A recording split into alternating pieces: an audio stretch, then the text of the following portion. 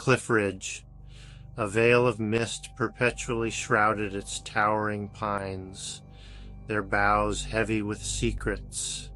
The air was thick with an ancient, almost tangible mystery that seemed to seep into the very soil. Locals spoke of the ridge in hushed tones, their eyes darting nervously, as if the very air carried a curse. They would gather around fires, sharing stories that sent shivers down their spines, always glancing over their shoulders. An unease, thick and suffocating, clung to every shadow, every rustle of leaves. It was as if the forest itself was alive, watching, waiting for something or someone. For generations, whispers traveled on the wind, tales of a creature that haunted the woods. These stories were passed down, growing more elaborate and terrifying with each retelling. They called her the Sow, half woman, half beast. Her legend wove a tapestry of fear across the region, a specter lurking in the hearts of those who dared venture into her domain. Her presence was felt even in the daylight, a shadow that never truly left. The air grew heavy as dusk crept through the woods, painting long, menacing shadows. The forest seemed to hold its breath, as if anticipating her arrival. The forest held its breath, the silence broken only by the distant caw of a crow, a harbinger of ill omen. The sound echoed through the trees, amplifying the sense of dread.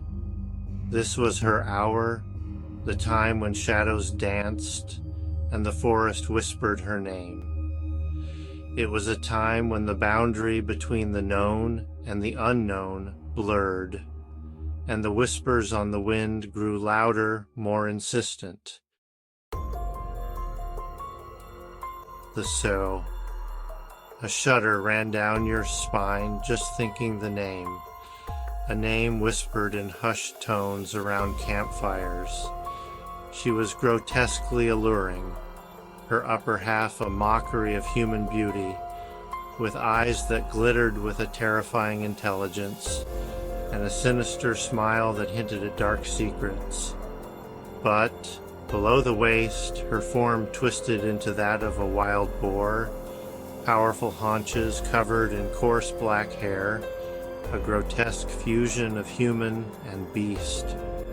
Some say she was once a woman scorned, twisted by betrayal, and consumed by the forest's dark magic, her soul forever bound to the shadows. Others believed her to be a malevolent spirit, a vengeful protector of the woods, punishing those who dared disrupt its delicate balance, a guardian of nature's wrath. Her voice, a low guttural growl that echoed through the trees, was enough to chill the blood, a sound that seemed to come from the very heart of the forest. It spoke of a primal rage, a hunger that could never be sated, a whisper of ancient fury that lingered in the air. They said her presence was heralded by a stench of decay, a cloying sweetness that spoke of death and rot. Then came the sounds, the snapping of twigs, the heavy panting of a beast on the hunt. Those who had glimpsed her in the woods spoke of a primal fear, a terror that rooted them to the spot. They told of her bloodshot eyes glinting with malice, and the yellowed tusks that protruded from her twisted maw. Hunters, foolish enough to venture into her domain, would return pale and shaken, if but they returned at all. Some bore the scars of her fury, deep gashes across their chests, a grim testament to her savagery. Old Man Hemlock, his face a roadmap of wrinkles etched by time and terror, told the story with trembling hands. He had gone hunting years ago, lured deep into the woods by the promise of a magnificent buck. He had heard the sow's guttural growl echoing through the trees, felt the hair on the back of his neck stand on end. A glimpse of her, a fleeting image of raw power and fury, was all it took to send him scrambling back the way he came, his rifle abandoned in the dirt. He never went back. The memory of that night, the chilling certainty that he had looked into the abyss and lived to tell the tale, haunted his dreams. One night, a young woman named Alara disappeared. She had been walking home through the woods, a shortcut she had taken 100 times before. But on this night, the darkness held a different kind of silence, a stillness that felt like a held breath. The next morning, her basket was found lying on the trail, its contents scattered. A single silver locket, dented and covered in mud, lay open, revealing a faded photograph of a young girl with laughing eyes. Search parties combed the woods, their calls echoing unanswered through the dense undergrowth. They found no trace of Alara, only an unsettling quiet and the lingering scent of decay. Fear, palpable and consuming, settled over the town. Doors were bolted, children kept indoors. The forest, once a source of sustenance and serenity, became a place of dread, a living, breathing entity that whispered of unseen dangers. The sow became more than just a legend. She became a manifestation of their deepest fears, a reminder that even in the familiar, there lurked the unknown. The forest held its breath, waiting. They say that deep in the heart of Cliff Ridge, hidden by a veil of ancient oaks and tangled vines, lies a clearing bathed in an ethereal moonlight. This is where the sow makes her lair, amidst the decaying trunks of fallen trees and the whispering reeds of a stagnant pond.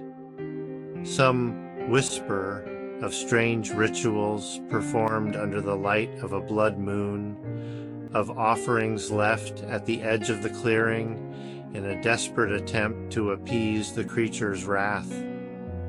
Legend has it that those who stumble upon the clearing never truly escape. Their minds become ensnared by the sow's dark magic, their souls forever bound to the forest. The whispers on the wind died down. Years passed. The seasons changed, painting the leaves in hues of gold and crimson, then stripping them bare, leaving skeletal branches reaching towards the unforgiving sky. Life, in its relentless cycle, continued. But the memory of the sow lingered, a ghost story whispered around campfires, a cautionary tale to keep children from straying too far from the beaten path. And in the silence you could almost hear it, the snapping of a twig, the rustle of leaves, the echo of a guttural growl carried on the wind. Years later, a lone hiker, drawn by the allure of the unknown, ventured into the woods of Cliff Ridge, a place shrouded in mystery and whispered legends. He was an outsider, unfamiliar with the local lore, his backpack filled with maps and a thirst for adventure. Each step he took was a step into the unknown, driven by curiosity and a sense of daring. As dusk settled and the shadows grew long, he found himself deeper than he intended, the trees closing in like iron bars. The forest seemed alive, whispering secrets and warnings, and then he heard it, a low growl, guttural and primal, echoing through the stillness. It was a sound that sent shivers down his spine. He froze, the blood turning to ice in his veins. His heart pounded in his chest, each beat louder than the last. A pair of eyes, glinting with an eerie intelligence, materialized in the undergrowth. They watched him, unblinking and menacing. The air grew thick with the stench of decay, and a cold dread gripped his heart. Every breath he took was heavy with fear. The legend, it seemed, was real. The stories he had heard were not just tales, but a chilling reality he now faced.